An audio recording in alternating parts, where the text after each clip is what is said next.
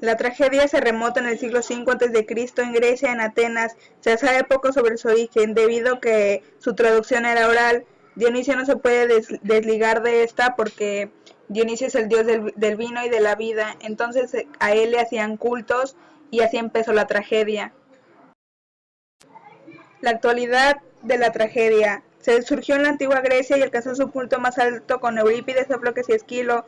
Desapareció durante la Edad Media y volvió a florecer a partir del Renacimiento. Calderón de la Barca y Shakespeare y Goethe se dedicaron a su producción. Una de las tragedias más repercutidas son Edipo Rey. Los personajes de la tragedia antigua están presos en las emociones y las dejan ver en toda su totalidad. Tragedia antigua o clásica está ligada al surgimiento de la música y de la danza, forma de ritual de la mitología de cada pueblo. Se conserva la tradición de estas. Al comenzar el género dramático, surge en el contexto de una Grecia que mantenía guerras, y Esquilo trajo grandes innovaciones que se consolidaron de la tragedia. La tragedia se originó a partir del culto de Dionisio. Las primeras tragedias solo contaban con un único autor y aparte la participación del coro era muy fundamental. Esquilo trajo grandes innovaciones a la tragedia y por supuesto él también introdujo un segundo actor, lo que permitió muchas cosas nuevas. Después de Esquilo viene Sófocles y lo que hace es renovar la tragedia nuevamente, y lo que también hace es que aumenta un tercer actor, introduce lo que es el realismo de la psicología de sus personajes y trae muchas cosas nuevas. La tragedia moderna. Después de su época de esplendor inicial, la tragedia parece caer en el olvido, pero siempre se conservan la mayoría de tragedias de Seneca. Después el teatro se limita mucho y la iglesia censura el teatro porque era pagano y solamente habían representaciones religiosas. A partir de la segunda mitad del siglo XVI comenzaron a escribirse tragedias de la lengua inglesa, italiana, francesa y española. En las islas británicas la tragedia alcanza una de sus cumbres más altas durante la época isabelina. Tom Kay, Ben Jonson, Marlowe y Shakespeare son sus representantes.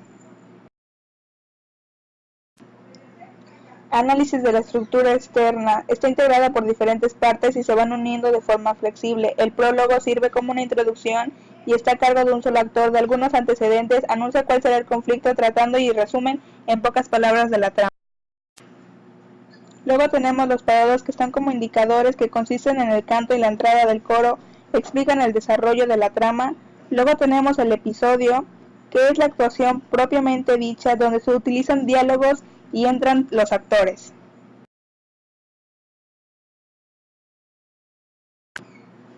Estacismos. En la obra hay varios episodios que se alteran con los estacismos, los cuales son las diferentes intervenciones del coro a lo largo de la tragedia. Por lo general hay 2 a 5 en una sola obra. Luego está el como, que es un lamento en el que se intervienen el conjunto de coro y los actores.